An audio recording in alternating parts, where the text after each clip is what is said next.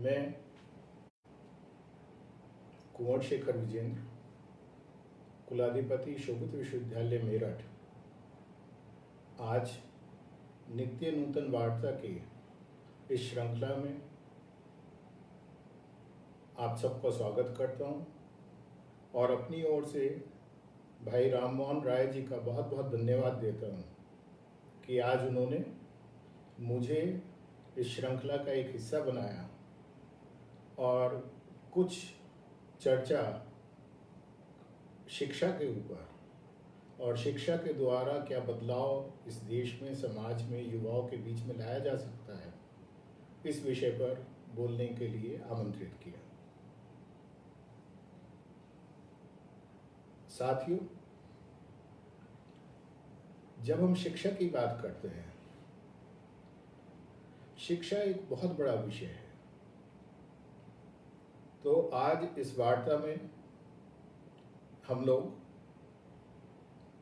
पहले शिक्षा क्या है, पहले शिक्षा क्या है। मुझे उम्मीद है मेरी आवाज़ अब कुछ साफ हुई होगी।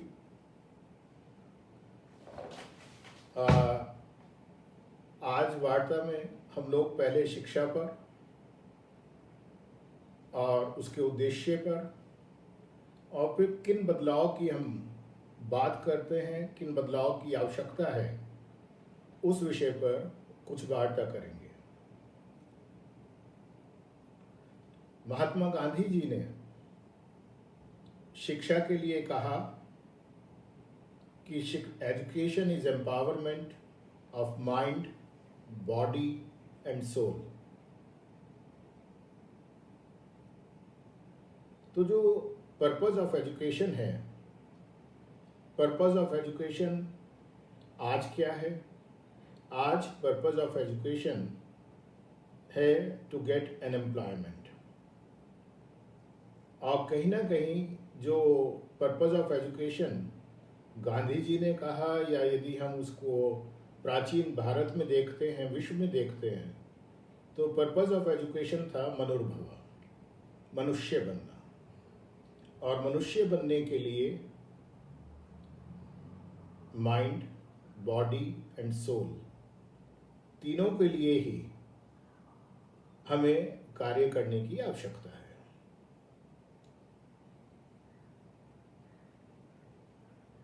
जो उद्देश्य है शिक्षा का, जो उद्देश्य है, आज कहीं ना कहीं मुझे लगता है कि हम लोगों ने एक बहुत छोटा सा, एक मायोपिक सा उद्देश्य हमने शिक्षा का बना दिया है। How to get a job, बस मुझे नौकरी मिल जाए, मैं पढ़ूं और पढ़ने का उद्देश्य है नौकरी मिल जाना। कहीं ना कहीं इतना इंडिविजुअलिस्टिक हो गया, इतना व्यक्तिगत हो गया कि ना समाज मेरे साथ रहा, ना देश मेरे साथ रहा, ना विश्व मेरे साथ रहा। सिर्फ मैं, मेरी शिक्षा वो सिर्फ मेरे तक ही समाहित हो गई। तो मुझे अक्सर लगता है कि जो पहला उद्देश्य है शिक्षा का, वो है संपूर्ण विकास, संपूर्ण मानव विकास। अब वो संपूर्ण विकास कैसे होगा? संपूर्ण विकास होगा जब हम अपनी जो आज की शिक्षा प्रणाली है उसमें कुछ बदलाव करेंगे। संपूर्ण विकास कब होगा? जब हम शिक्षा के उद्देश्य में सिर्फ सफलता ना रखकर प्रगति को भी महत्व देंगे। मैं हमेशा एक बात कहता हूं कि we have to change the word success with progress. जो सक्सेस है, जो सफलता है, वो बहुत व्यक्तिगत है। मैं सफल हो सकता हूं, आप सब सफल हैं। एक व्यक्ति बहुत सफल शिक्षक हो सकता है, व्यापारी हो सकता है, समाजसेवी हो सकता है, ब्यूरोक्रेट हो सकता है, या बहुत सफल एक टेक्नोक्रेट हो सकता है। लेकिन क्या उसकी सफलता समाज की प्रगति में कोई योगदान दे रही है? और जहां वो योगदान शुरू होता है वहीं बदलाव शुरू होता है। आज जो आवश्यकता है वो है education for change, and that change has to be overall change, a social change, economical change, change of the mindsets, change of the targets, change of the vision that we all have to do, that we all have to see. अब उसके लिए करें क्या? शोभित विश्वविद्यालय मेरठ की जब मैं बात करता हूँ, या शोभित विश्वविद्यालय एक जो ग्रामीण आंचल में है गंगो सहारनपुर में, मैं उसकी बात करता हूँ, तो कुछ एक्सपेरिमेंट्स वहाँ पर हम लोग कर रहे हैं जिसके विषय में हम चर्चा करेंगे। लेकिन उसके साथ साथ एक ब्रॉड लेवल पर हमें क्या करने की आवश्यकता है, हम उस पर बात करें। जैसे मैंने कहा, महात्मा गांधी जी ने कहा कि the purpose of education is empowerment of mind, body and soul. इसी विषय पे मैं हमेशा कहता हूँ कि there are 3H theory, head, heart and hand. अक्सर होता यह है कि हमारे शिक्षण संस्थाओं में जो पूरी शिक्षा पद्धति है उसमें हमारा सारा फोकस वो हेड पर रहा है। हमने कहा जितना ज्ञान है, जितनी इंफॉर्मेशन है, जितना सब कुछ डेटा अवेलेबल है, सब इसके दिमाग में भर दो, और जितना भरा है जब एग्जामिनेशन हो तो उस एग्जामिनेशन में देखा जाए कितना इसने उसे याद किया है, मेमोराइज किया है, और वो उसे लिखे हम उसे बता दें कि आप सफल हो गए। लेकिन क्या सिर्फ दिमाग पर हेड को एम्पावर करने से ये पूरा शरीर एम्पावर हो जाएगा? कहीं ना कहीं पूरी शिक्षा पद्धति में हम लोगों ने हार्ट की बात करनी बंद कर दी, क्योंकि हार्ट को हमने कहा रिलीजियस है, स्पिरिचुअलिटी से रिलीजन तक ले गए उसे। हमने हार्ट को कैसे एम्पावर किया जाए, अच्छा मनुष्य कैसे बना जाए, अच्छी आदतों को कैसे लिया जाए, समाज का अच्छा हिस्सा कैसे बना जाए, कैसे समझा जाए कि मेरा जिम्मेदारी सिर्फ मेरे अपने लिए नहीं है, मेरी जिम्मेदारी समाज के सब अंगों के लिए है। उस विषय पर हम लोगों ने ना स्कूलों में बात की, ना विश्वविद्यालयों में बात की, और ना ही अपने घरों में बात की। फिर आता है हैंड। हमें शर्म आने लगी, हमने जो डिग्निटी ऑफ लेबर थी उसे क्लासिफाई कर दिया। हमने कहा this is not my job, ये मेरा कार्य नहीं है, क्योंकि मैं पढ़ा लिखा हूं। तो अचानक क्या हुआ कि जो एप्लीकेशन ऑफ नॉलेज थी, जो उसे अप्लाई करना था, वो भी हमने कहीं ना कहीं सेगमेंट उसके बना दिए, सेगमेंटेशन उसका कर दिया। और उसका नुकसान क्या हुआ? उसका नुकसान ये हुआ कि हमने काम को छोटा और बड़ा बना दिया, शिक्षा के साथ उसे बांध दिया। मैं एक इंजीनियर हूं, मैं ये छोटा कार्य नहीं कर सकता, मैं इतना पढ़ा लिखा हूं, मैं ये कार्य नहीं करूंगा। तो एक तो डिग्निटी ऑफ लेबर उससे खत्म हुई। दूसरा ये हुआ कि जो हम सीख रहे थे, जो हमारे अंदर थोड़ा बहुत मनुष्य होने का भाव जगा था, उस मनुष्य होने के भाव में भी बहुत सारे बंधन हमने अपने आप अपने साथ डाल दिए। मुझे लगता है इसमें बदलाव की आवश्यकता है। जहां एक शिक्षा में बहुत सारे बदलाव आने हैं, अभी पिछले 40-50 दिन की मैं बात करना चाहूंगा। पिछले 40-50 दिन में क्या हुआ? एक डिसरप्शन आया, और उस डिसरप्शन से संपूर्ण विश्व में सब बंद हो गया।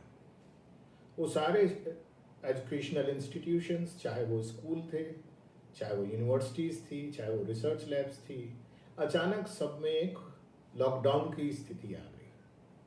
हम धीरे धीरे उससे उभरे और हमने टेक्नोलॉजी का उपयोग करना शुरू किया। आज सब चीज़ें ऑनलाइन हो रही हैं। मैं टेक्नोलॉजी को एक बहुत बड़ा टूल मानता हूँ डेमोक्रेटाइजेशन ऑफ एजुकेशन का, क्योंकि जब टेक्नोलॉजी के थ्रू हम ज्ञान का प्रचार और प्रसार करते हैं तो वहाँ बहुत सारी जो सीमाएं हम लोगों ने बनाई थी वो टूट जाती है, वो सबके लिए अवेलेबल हो जाता है, वो सबको मिलना शुरू हो जाता है। लेकिन ये जो एक टेम्परेरी फेज है, क्या इस टेम्परेरी फेज के साथ ही एजुकेशन फॉर चेंज की हम बात कर सकते हैं, या इसे हम अपने जीवन में ले जा सकते हैं? उस पर हमें काम करने की आवश्यकता है। कैसे करेंगे उस कार्य को, क्या होगा उस पर? तो जब इस विषय पे हम बात करते हैं तो मुझे लगता है कि आज भी एक बहुत बड़ा गैप है। बहुत सारे एजुकेशनल इंस्टीट्यूट्स जो बड़े शहरों में हैं, जो सुविधाएं वहाँ उपलब्ध हैं, और वो एजुकेशनल इंस्टीट्यूट्स जो छोटे शहरों में हैं, जो कस्बों में हैं, जो गांव में हैं, यदि हम उन सबको देखते हैं तो एक बहुत बड़ा गैप है आपस में सुविधाओं को लेकर भी। अब क्या किया जाए उसके लिए?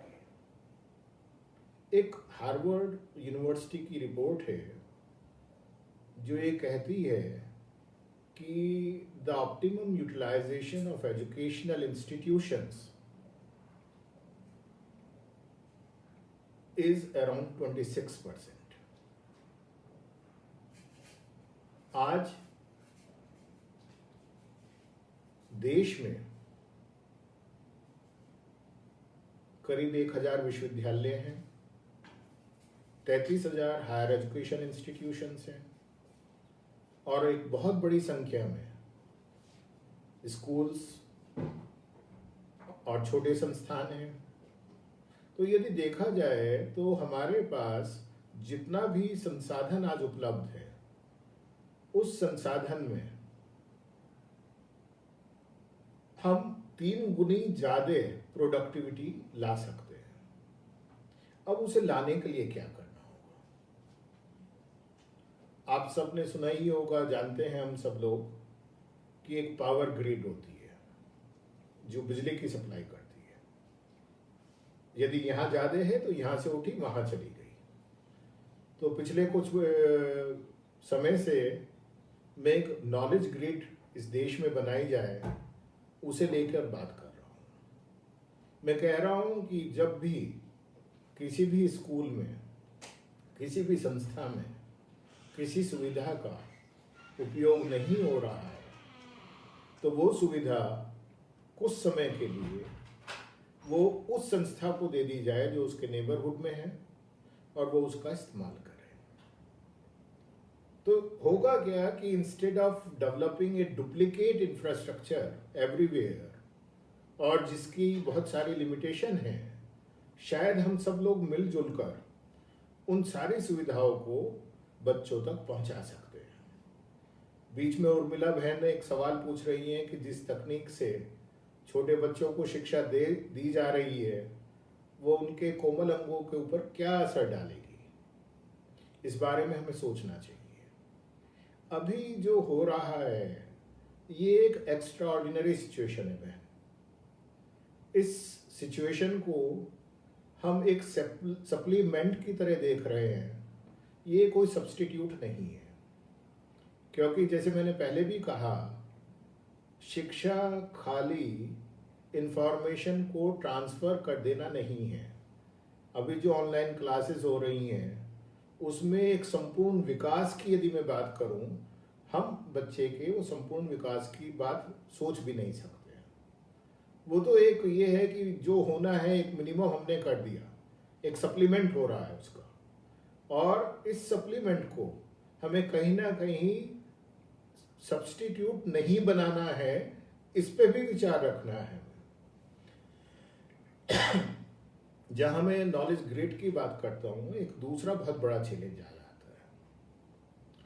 वो चैलेंज क्या है कि इस देश में करीब 60 करोड़ युवा हैं जो 25 वर्ष की आयु से कम है,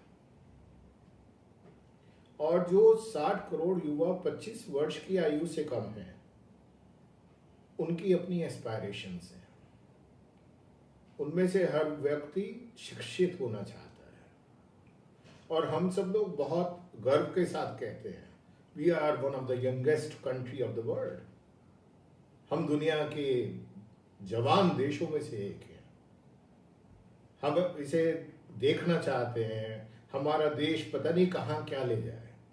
लेकिन अक्सर एक सवाल यहाँ भी आता है कि ये जो यंग कंट्री है, क्या हमारी एस्पायरेशंस यंग हैं? क्या हमारे विजन यंग हैं? क्या हमारी सुविधाएं यंग हैं? क्या हमारी टारगेट्स यंग हैं? वहाँ एक बहुत बड़ा सवाल आज पैदा हुआ है। मुझे लगता है कि with the population of the 60 crore 600 million youth, we can do wonders in the world. हम बहुत बड़ा बदलाव ला सकते हैं। अब किस बदलाव को लाने की आवश्यकता है? मुझे लगता है पहला बदलाव जो सबसे आवश्यक है वो व्यक्तिगत स्तर पर हमें लाने की आवश्यकता है। और उस बदलाव में हमें कहीं ना कहीं इस बात को समझने की ज़रूरत है, मानने की ज़रूरत है कि ये जो शिक्षा मुझे मिली है, ये शिक्षा सिर्फ मुझे इसलिए नहीं मिली है कि मेरे माता पिता इसे अफोर्ड कर सकते थे या मैं इसे अफोर्ड कर सकता हूँ। इस शिक्षा को मुझे मिलने में समाज और देश का भी बहुत बड़ा योगदान है, क्योंकि जैसे ही हम शिक्षित होते हैं एक वर्ड हमें सिखाया जाता है, वो सिखाया जाता है कि education will make you independent. ये शिक्षा तुम्हें एक आज़ादी देगी। ये एक बड़ा खतरनाक सा शब्द है, आज़ादी, इंडिपेंडेंट। क्योंकि मुझे लगता है कि शिक्षा से जो बदलाव हमें लोगों की सोच में लाना है, शिक्षा हमें इंडिपेंडेंट होना नहीं सिखाती। शिक्षा हमें सिखाती है कि हम सब इंटरडिपेंडेंट हैं। प्रकृति में कोई भी चीज़ इन आइसोलेशन सरवाइव नहीं कर सकती। मेरी इंडिपेंडेंस तभी है जब मैं इंटरडिपेंडेंट हूँ। मुझे समाज के लिए, देश के लिए बहुत कुछ करना है, इसलिए मैं शिक्षित हुआ हूँ। जो मेरी सफलताएं हैं वो देश की प्रगति में काम आए तो मैं शिक्षित हूँ। और ये जो बात है, इस इंटरडिपेंडेंसी को समझना ही मुझे लगता है वो शिक्षा का एक बहुत बड़ा उद्देश्य है। और जब व्यक्तिगत स्तर पर हम इस शिक्षा को अपने छात्रों को, अपने युवाओं को दे पाएंगे कि education does not give you independence only, it gives you a responsibility to be interdependent, to be more responsible to those who are not privileged as you are. You have to hold their hands and work with them together. यहाँ बदलाव की ज़रूरत है। दूसरा जो बदलाव की ज़रूरत है वो एक सामाजिक सोच में बदलाव लाने की ज़रूरत है। समाज में हमने एक शिक्षा की परिभाषा ये बनाई कि जिसके पास डिग्री है वो शिक्षित है। बहुत छोटी सी एक बात है ये। बहुत सारे लोग, हमारा पूरा इतिहास यदि हम उठा कर देखें तो शायद उनके पास कोई एक स्पेसिफिक डिग्री ना होते हुए भी जो उन्होंने समाज के लिए किया, देश के लिए किया, विश्व के लिए किया, वो उतना बड़ा था जितना बहुत सारे शिक्षित लोग भी ना कर पाए। इस बात को भी हमें समझने की और समझाने की जरूरत है।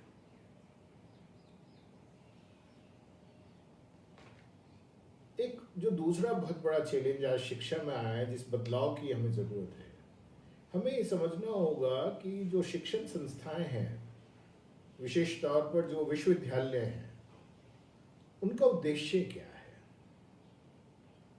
आज हो ये रहा है कि शिक्षा वो है कि जो कहीं है उसी को हम लोग आपस में बांट लें, ट्रांसफर ऑफ नॉलेज को हमने शिक्षा मान लिया। मुझे लगता है कि creation of new knowledge, integration of knowledge and application of knowledge. This is what all education is all about. यही शिक्षा है। अब नई नॉलेज का क्रिएशन कैसे होगा, नए ज्ञान का सर्जन कैसे होगा? अब उसे सर्जन करने के लिए हमें नई चीज़ों के बारे में सोचना होगा, जिसे आज हम इनोवेशन कहते हैं। सिर्फ ऐसा नहीं है कि जो था हम उसी की बात करें। जब मैं इंटीग्रेशन की बात करता हूँ तो हमें उसे समाज की जो महत्वपूर्ण इश्यूज हैं उन इश्यूज के साथ उसे लिंक करना पड़ेगा। और जब एप्लीकेशन की बात आएगी तो वो समाज के लिए कितने यूजफुल है इस विषय पे बात करनी होगी। कभी कभी मुझे डर लगता है, हमारे जो बड़े शिक्षण संस्थान हैं उनका कोई भी नाम हो तो वो बड़े संस्थान आइलैंड ऑफ एक्सीलेंस बन गए हैं। एक बाउंड्री वॉल के अंदर ही वो खुश हैं। मैं इतना पढ़ा हूँ, मेरी ये रैंकिंग है, मेरे बच्चे का प्लेसमेंट इतना हुआ, और साल भर में भी सिर्फ एक ही न्यूज़ उन बड़े शिक्षण संस्थानों की अखबारों में नज़र आती है। वो आती है कि the students of this institution got placed with 1 crore rupees salary, with this much salary in this company, that's all. तो ये जो आइलैंड ऑफ एक्सीलेंस हैं, इनकी देश की प्रगति में क्या योगदान है, इसे कहीं ना कहीं हमें सबको देखना और सोचना होगा यदि हम बदलाव की बात। क्योंकि मैं हमेशा कहता हूं, यदि आपने बहुत अच्छी रिसर्च की लेकिन यदि वो रिसर्च समाज के सबसे नीचे वाले तबके के काम नहीं आई तो वो रिसर्च बेकार है। Every research paper must be relevant with the social problems of your neighbourhood. अभी इस पेंडेमिक के समय में हम सब ने देखा है कि जो हम सब बात कर रहे थे मास्क की, तो अचानक हम मास्क से मास्क पे आ गए। जहां हम बड़ी बड़ी बातें कर रहे थे वहां पता चला कि पूरे विश्व में हमारे पास ना वेंटिलेटर्स हैं, ना उन्हें बनाने की तकनीक उतनी है हमारे पास एडवांस है। हम सैनिटाइजर और वेंटिलेटर जैसी बेसिक सुविधाओं से भी हमें लड़ना पड़ा। तो कहीं ना कहीं ये हुआ कि बहुत बड़ी बड़ी रिसर्च जो हो सकता है बहुत रेलिवेंट ना हो, हम उन पे लगे रहे। आज जब हम सड़क पे देखते हैं हमारा किसान, हमारा मजदूर, उसके लिए हमारे पास कुछ है नहीं, तो क्या वो शिक्षा, वो शिक्षित समाज हमारी कोई सार्थकता है? क्या उसमें बदलाव की जरूरत नहीं है? हम यहाँ बैठकर टेक्नोलॉजी पे बातें करते हैं, लेकिन वो किसान, वो मजदूर जो बैठा हुआ है वहां पर, जिसे रोटी नहीं मिल रही है, हम उसके लिए क्या कर पा रहे हैं? हम इस पे बात नहीं कर रहे हैं, हम शर्मा जाते हैं। तो मुझे लगता है कि इस बदलाव को लाने की जरूरत है, और वो बदलाव कोई और नहीं लाएगा, वो बदलाव आपको और हमें ही लाना है। जब किसान सड़क पे आता है, कहता है मुझे रोटी नहीं मिल रही, तो शर्म आती है। अन्नदाता अन्नखाता से रोटी मांग रहा है। क्यों? क्या हमारे पास एग्रीकल्चर यूनिवर्सिटीज नहीं है? क्या हमारे पास एग्रीकल्चर के बड़े बड़े रिसर्च इंस्टीट्यूशंस नहीं है? लेकिन कहीं ना कहीं हम लोगों ने उस सारी रिसर्च का फोकस कहीं और ले गए।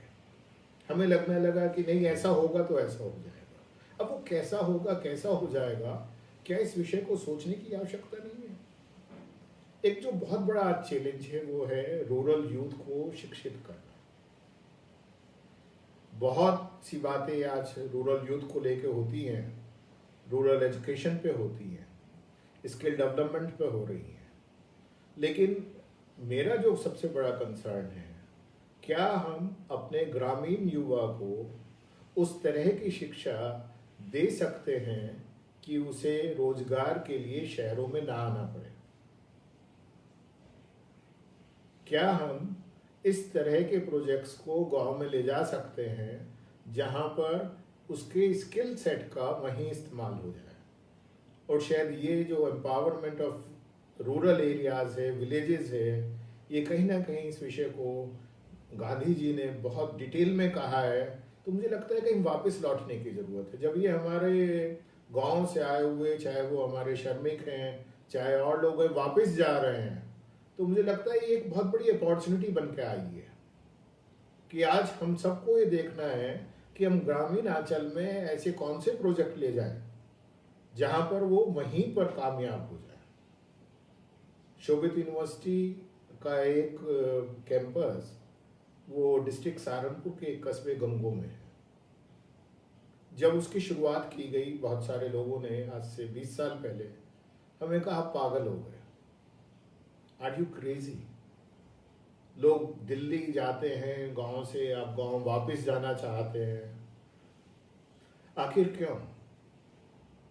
तो मुझे ये लगा कि बाबूजी हमेशा एक बात कहते थे, बेटा बहुत ऊंचा उड़ने के पंख होने चाहिए, लेकिन जड़ें मजबूत नहीं रहेंगी तो गिर जाओगे। शिक्षा का एक बहुत महत्वपूर्ण हिस्सा ये भी है। We have to give wings to our youth to fly high, but with strong roots to come back. आज जब मैं उस कस्बे की बात करता हूँ, उस कस्बे का यूथ, उस कस्बे में आज रिवर्स माइग्रेशन होता है। जहाँ छोटे कस्बों से लोग बड़े शहरों में जाते हैं, वहाँ डिस्ट्रिक्ट के लोग आज उस गांव में आते हैं क्योंकि उन्हें लगता है वहाँ रोजगार मिलेगा, वहाँ बहुत सारी और सुविधाएं मिलेंगी, वहाँ एक हॉस्पिटल भी है 100 बेड का, तो वहाँ सारी चीज़ें बन गई। आज माइग्रेशन खत्म हो गया।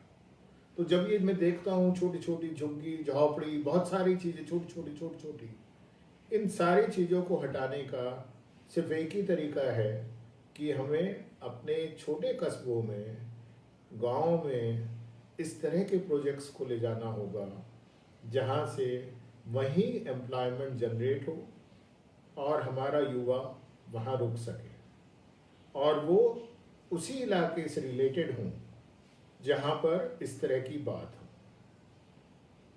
एक जो दूसरा सबसे बड़ा चैलेंज है आज शिक्षा को लेके, हम लोगों ने एक नैरेटिव बना लिया है। Single narratives and single stories, they are very dangerous. हमने एक नैरेटिव बनाया है कि यदि अच्छी शिक्षा पानी है तो मुझे घर से दूर जाना होगा, यदि अच्छी शिक्षा पानी है तो मुझे इस इंस्टीट्यूशन से ही मिलेगी। लेकिन मेरा मानना ये है, मैं भी अपने गांव में पढ़ा हूँ और जो लोग आज इस वार्ता से जुड़े हैं, मुझे मालूम है कि उनमें से भी ज़्यादातर लोग छोटे छोटे स्कूलों में पढ़े हैं, सरकारी स्कूलों में ही पढ़े हैं और आज बहुत बड़े बड़े पद पर हैं। ये नैरेटिव्स हटाने की ज़रूरत है और उन नैरेटिव्स को हटाएंगे भी आप और हम ही। जब हम बड़े शहरों में आ जाते हैं, अक्सर हमें शर्म आने लगती है छोटी जगह जाने में, लेकिन उन छोटी जगहों में वापस लौटना, वहाँ जाकर चीज़ों को बनाना और करना, शायद वो जितना जीवन में बदलाव लाएगा, सिर्फ आपके और मेरे जीवन में नहीं, वो पूरे राष्ट्र में एक बदलाव लाएगा जिसकी हमें बात करनी है। बहुत सारी चीज़ें और हैं।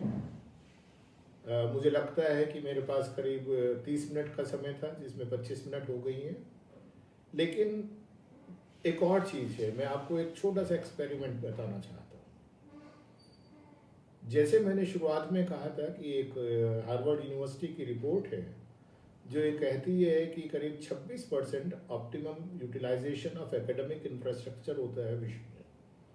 जो यूनिवर्सिटीज़ हैं, स्कूल्स हैं, जो हमारी लेबोरेटरीज़ हैं, क्लासरूम्स हैं, हम 26-27% उनका ऑप्टिमम यूटिलाइजेशन करते हैं, उससे ज़्यादा नहीं होता है। तो इस बात को ध्यान में रखते हुए हम लोगों ने एक इनिशिएटिव लिया, उसे हमने कहा SEIZ। SEZ के बारे में आप सब जानते हैं, स्पेशल इकोनॉमिक जोन्स। ऐसे ही हमने एक बनाया SEIZ, skill entrepreneurship innovation zone. और ये स्किल एंटरप्रेन्योरशिप इनोवेशन जोन है क्या? ये विश्वविद्यालय के ही इंफ्रास्ट्रक्चर को उस समय में यूज करने का एक प्रयास है जब उसे विश्वविद्यालय के छात्र इस्तेमाल नहीं कर रहे हैं। तो इसके लिए हमने क्या किया, विश्वविद्यालय में एक SEIZ बनाया। आसपास के करीब 20 गांव में जाके उसके बारे में प्रचार प्रसार किया। हर गांव में करीब 3, 4, 5 स्कूल से छोटे बड़े उन स्कूलों को उन SEIZ से जोड़ा, और उन SEIZ से जोड़ने के बाद हमने उनसे कहा कि तुम्हारे पास जो भी आइडिया है, और उसके साथ उस यूथ को भी जोड़ा जो लेफ्ट आउट है, जो ड्रॉप आउट है। हमने कहा भाई जो भी तुम्हारे पास आइडिया है उस आइडिया को ले आओ। तुम्हें स्किल चाहिए, हमारा इंफ्रास्ट्रक्चर है, आओ इसे इस्तेमाल करो। स्किल पे बात करेंगे, स्किल लेंगे। तुम्हें एंटरप्रेनर बनना है, अपने विचार लेके आओ, हम तुम्हारे लिए स्पॉन्सर भी ढूंढेंगे और उस पे बात करेंगे। इनोवेशन की बात है, कोई भी चीज़ तुमने बनाई है, यदि जिसे लोग जुगाड़ कहते हैं, मैं कहता हूँ जुगाड़ और इनोवेशन के बीच में एक छोटी सी थिन लाइन होती है खाली, क्योंकि जुगाड़ जो है temporary solution of a problem है और innovation sustainable solution of a problem है।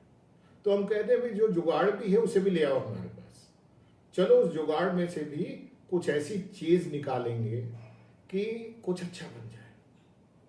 अब इससे क्या शुरुआत हुई? इससे शुरुआत ये हुई कि उस पूरे क्षेत्र के 20 गांव के करीब 100 स्कूल और 100 स्कूलों के साथ कितना युवा, उसे एक मौका मिला कि बिना कुछ खर्चे, बिना कुछ किए उसके पास एक बहुत बड़ी सुविधा खड़ी हो गई, एक बहुत बड़ी टीम खड़ी हो गई जो उसके साथ काम करना चाहती है।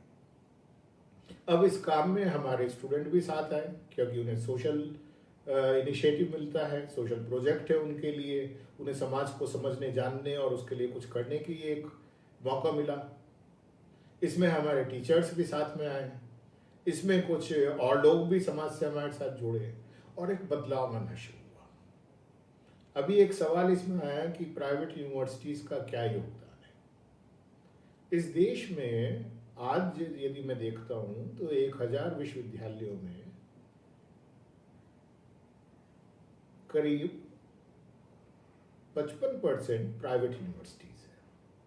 देखिए जब ये शब्द आता है ना प्राइवेट यूनिवर्सिटी, तो अचानक एक दोबारा से जो मैं सिंगल स्टोरी से नैरेटिव की बात कर रहा था, वो नैरेटिव दोबारा से खड़ा हो जाता है। प्राइवेट है तो महंगा होगा, प्राइवेट है तो पता नहीं क्या करता होगा। ऐसा नहीं है। और ये वो यूनिवर्सिटीज है जहाँ से इनोवेशन की शुरुआत हुई है।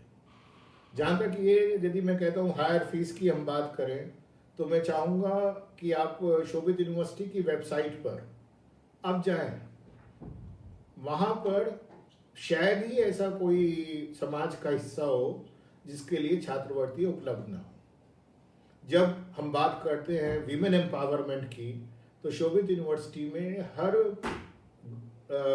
बिटिया को 20% स्कॉलरशिप मिलती है जो भी एडमिशन लेती है। उसमें ये नहीं पूछा जाता आप किस जाति से आई हैं, किस धर्म से हैं, आपकी पारिवारिक स्थिति कैसी है। ये एक तरह का सलाम दिया जाता है उन माँ बाप को जिन्होंने हिम्मत की कि हमें अपनी बेटियों को पढ़ाना है। जब बात आती है शहीद के बच्चों की, किसी भी जो है कोई भी शहीद का बच्चा विश्वविद्यालय में आए, एडमिशन ले और पढ़े, वो 100% फ्री पढ़ता है। जब माइनॉरिटीज की बात आती है उनके लिए स्कॉलरशिप आ जाती है। जब नेशन इंटीग्रेशन की बात आती है, तो चाहे वो नॉर्थ ईस्ट है या वो हमारा जम्मू कश्मीर है, वहाँ के बच्चों के लिए स्कॉलरशिप आ जाती है। मेरिट बेस्ड स्कॉलरशिप है ही वहाँ पर, और बहुत सारी तरह की स्कॉलरशिप है। तो जो प्राइवेट या गवर्नमेंट यूनिवर्सिटीज़ हैं, उनमें जो एक ट्यूनिंग की ज़रूरत है, उस नैरेटिव को हमें दिमाग से हटाने की ज़रूरत है। और जैसे ही वो नैरेटिव हटेगा तो आप देखेंगे कि और बदलाव आने शुरू हो जाएंगे। जहाँ तक अभी मैं SEIZ की बात कर रहा था, मैं सरकार से इस बात को लगातार कह रहा हूँ कि देश के 1000 विश्वविद्यालयों में जब हमारे विश्वविद्यालय का इंफ्रास्ट्रक्चर हम यूज़ नहीं कर रहे हैं, उस टाइम हम वहाँ पर एक SEIZ नोडल एजेंसी बना दें। तो हमारे पास इस देश में 1000 SEIZ विदाउट एनी कॉस्ट होंगे। हर SEIZ से यदि हम 20 गांव जोड़ दें, 20,000 गांव जुड़ जाएंगे। हर गांव के 5 स्कूल जोड़ दें, 1 लाख स्कूल जुड़ जाएंगे। और हर स्कूल के बच्चों को यदि मैं गिन लूं तो ये संख्या एक बहुत बड़ा नंबर हो जाता है, जिसमें कुछ पैसा नहीं लगा, खाली सोचने की बात है। और यदि उसी चीज को हम अपने 33,000 से ज्यादा हायर एजुकेशन इंस्टीट्यूट्स में भी ले जाएं, बहुत बड़ा बदलाव आ जाएगा। उस बदलाव को लाने की जरूरत है। और वो बदलाव कौन लाएगा? वो बदलाव आप और मैं ही लाएंगे, कोई और बाहर से नहीं ला सकता है। इस लॉकडाउन में हम सब ने क्या सीखा? अक्सर बच्चों को माँ बाप के बहुत सारे सवाल आते हैं कि हमने क्या सीखा और क्या हम सीख सकते थे। मुझे ये लगता है कि इस लॉकडाउन ने कम से कम मुझे तो C6 दिया है, जो मैंने यहाँ पे सीखा है इस लॉकडाउन में, पिछले 47 दिनों में सीखा है। और शायद आपने भी सीखा हो, और यदि सीखा है तो बच्चों को भी चलिए बताते हैं, सीखते हैं, उन्हें भी बताएंगे। सबसे पहले क्या सीखा मैंने? क्यूरियोसिटी। वो क्यूरियोसिटी जो हमें अपनी इंस्टीट्यूट्स में, अपनी यूनिवर्सिटीज में, अपने स्कूल्स में सिखानी थी, वो इस लॉकडाउन ने हमें दोबारा से सिखाई। एक curiosity, what is this, how it happened, what are the solutions. शायद शिक्षा में भी इन सवालों की जरूरत है, इसे सीखने सिखाने की जरूरत है। करेज, whatever problem has come, this pandemic, we'll fight with it. The country will win. We will win. ये हम कहीं ना कहीं अपनी संस्थाओं में नहीं सिखा रहे हैं, ये इस पेंडेमिक ने सिखाया है। इसे जाके फिर दोबारा से सीखने सिखाने की जरूरत है। Compassion, we all talk about passion, we do not talk about compassion. Compassion इसने हमें दिया, चाहे वो कोरोना वॉरियर्स के लिए है, चाहे वो सड़क पे जाते हुए उस श्रमिक के लिए है जिसके पास ना घर है, ना खाना है, ना साधन है, सिर्फ एक सपना है मैं घर पहुंच जाऊं। उनके लिए कुछ करने का कंपैशन दिया। ये कंपैशन हमें बच्चों के अंदर डालने की जरूरत है। Commitment, commitment towards the society, commitment towards ourself, commitment to become a warrior. मैं घर में भी बैठा हूं तो भी मेरा कमिटमेंट है मैं घर में ही रहूंगा, जिससे समाज में किसी और को कोई नुकसान ना हो जाए। समाज की वेलफेयर का कमिटमेंट, देश का कमिटमेंट, फैमिली का कमिटमेंट। इस कमिटमेंट को जहां मैं सिखाना था स्कूलों में, संस्थाओं में, यूनिवर्सिटीज में, वो मुझे लगता है इसने पेंडेमिक ने सिखा दिया। Collaboration, today we all are talking about collaborations. जैसे ही यूनिवर्सिटी बंद हुई, हमें लगा किससे कोलैबोरेट करें, कैसे अपनी चीज़ों को चलाएं, टेक्नोलॉजी से कोलैबोरेट करें, क्या करें, कौन कौन लोग साथ आएंगे, कैसे इससे लड़ना है। इस कोलैबोरेशन पे बात करने की जरूरत है। कामनेस, जब कभी भी ये लॉकडाउन की एक्सटेंशन हुआ, आप और हम बहुत काम थे, कुछ तो दिमाग में थे डर, लेकिन फिर भी हम काम थे। ये कामनेस को कंटिन्यू रखना है। ये C6 हमें अपने बच्चों को भी सिखाना है, अपने आप भी सीखना है। और जो बदलाव हम लाना चाहते हैं, जो हम एजुकेशन फॉर चेंज की बात कर रहे हैं, जो यूनेस्को के गोल्स का भी एक हिस्सा है, 4.7 इसी पे बात करता है कि सस्टेनेबल डेवलपमेंट की बात करें, हम डेमोक्रेटाइजेशन की बात करें, हम पीसफुल वर्ल्ड की बात करें, हम बात करें कि जहाँ पर सब साथ रह सकें। तो उस चेंज को लाने के लिए दोबारा से मैं रिपीट करके अपनी बात को समाप्त करूँगा। नंबर 1, हमें सबको ये समझना होगा कि education does not make us independent, it gives us more responsibility to remain interdependent. We have to learn to handhold each other.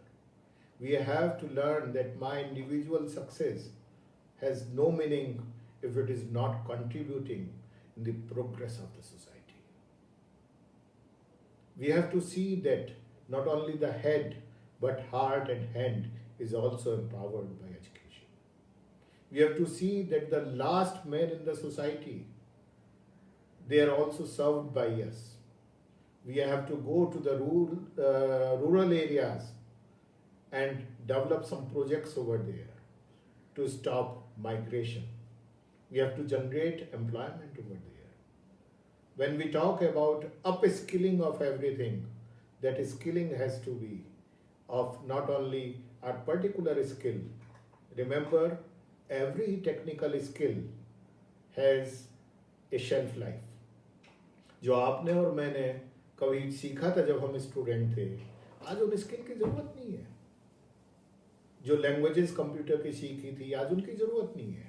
आज हम एआई की बात कर रहे हैं, मशीन लर्निंग की बात कर रहे हैं, बिग डाटा एनालिसिस की बात कर रहे हैं, बहुत सारी बातें कर रहे हैं, लेकिन मुझे लगता है उनकी भी एक शेल्फ लाइफ है. आज जो ज़रूरत है सीखने और सिखाने की, वो है ह्यूमन स्किल की, इमोशनल इंटेलिजेंस की. और वो सीखने सिखाने में सिर्फ यूनिवर्सिटीज़, स्कूल्स पर हमें डिपेंड नहीं होना है.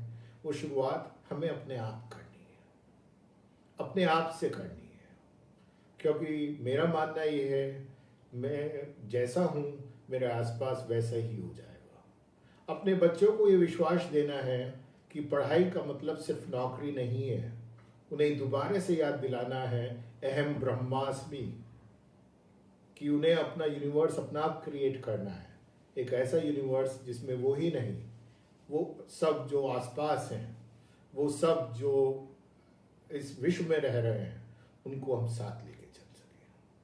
और दूसरी सबसे इम्पॉर्टेंट बात जो है वो ये है कि हमें आइलैंड ऑफ एक्सीलेंस नहीं बनना है. हमें मेनलैंड से कनेक्ट रहना है. हमें ये समझना होगा कि एक देश की जो सीमाएं हैं, ये सीमाएं आपने और मैंने ही बांधी है. इन सीमाओं को बदलना है. सारी मानव जाति के लिए यदि मैं कुछ कर पाऊँ, तभी मेरा शिक्षित होना, तभी मेरा शिक्षा को देना, तभी ये सार्थक है, यूज़फुल है. दोबारा से महात्मा गांधी की उस बात को कहते हुए मैं अपनी बात समाप्त कर रहा हूँ कि the purpose of education is to empower mind, body and soul. Let's all work in that direction. I am thankful to Ram Mohan Rai Bhai Sahab for giving me this opportunity, and नित्य नूतन वार्ता में रोज़ नया हो, रोज़ नवीन हो, रोज़ कुछ नया सीखने को मिले. इसी आशा के साथ आप सबको बहुत बहुत धन्यवाद. नमस्कार.